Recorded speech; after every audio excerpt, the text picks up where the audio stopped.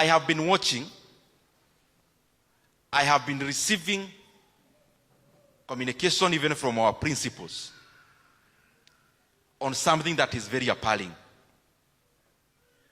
That as a leader, we are not going to allow it to happen.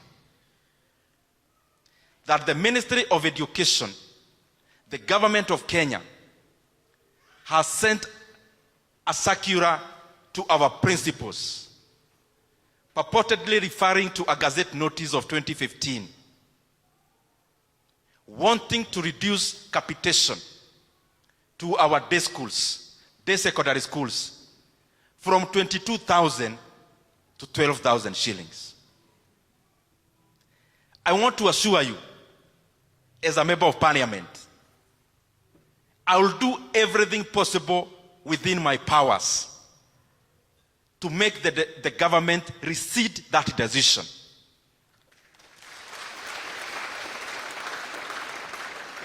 Because education plays a very critical role in development of any country.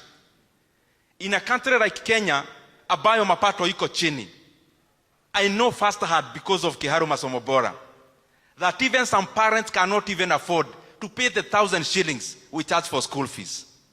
Now the government has written to our principals in day schools that now the parent will be paying 9,300 shillings on top of what they have been paying for food.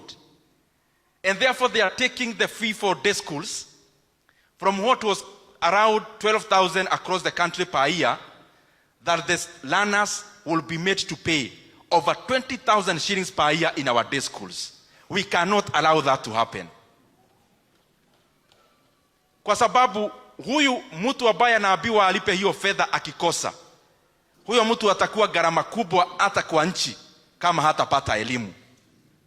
And I want to request those who are in government, even all of us, including myself as leaders, as a leader, we are all beneficiaries of our communities, taking us to schools. We are all beneficiaries of our country, giving us a through pass to go to school. We cannot digress. We cannot go back. And I have seen there is a penchant, there is a concerted effort, almost deliberate, of taking away the free basic education in Kenya. We keep seeing conflicting information. This person in government says this other one says this other one says this. Now the culmination is setting a circular to day schools principals to add school fees from January. I want to request our leaders, all the money we are using to manage politics in Kenya is more than enough to say to our day schools to make even day schools free in Kenya. And we have to get our priorities right. There is no way you'll come, you'll do baraza sponsored by government in the same budget, then you come to tell us that there is no money for capitation for our secondary schools. In Kenya, those who are in government, look at us very clearly. And I'm looking at you directly. We are not going to allow any leader to play around with free basic education in Kenya. We have had our brothers and sisters, trained teachers, qualified graduates, volunteering as interns in our secondary schools, both junior and senior in Kenya, most of them in junior secondary, with a stipend of 17,000 shillings. Their contract, the one they signed with government, was a 1-year contract for internship. Now we are almost in December, because now it's November. Schools are opening in January. And TSC is not showing any indication of even being aware that the contracts are coming due this year, the end of this year. The government must confirm to permanent and pensionable terms all the 20,000 interns in our JSS institutions. And if they say there is no budget for that, I have been there. There are many ways of doing it.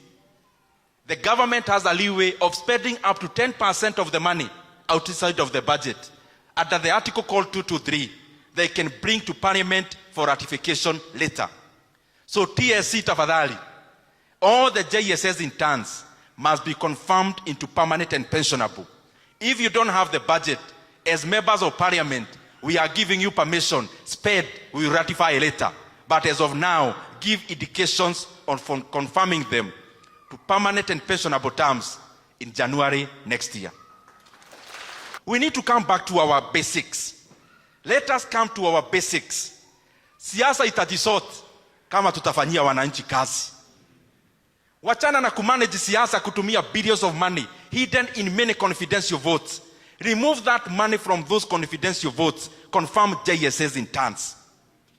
Remove that money of managing politics from those confidential votes and pay capitation for our institutions. That is what managing politics is. It is not about bribing citizens.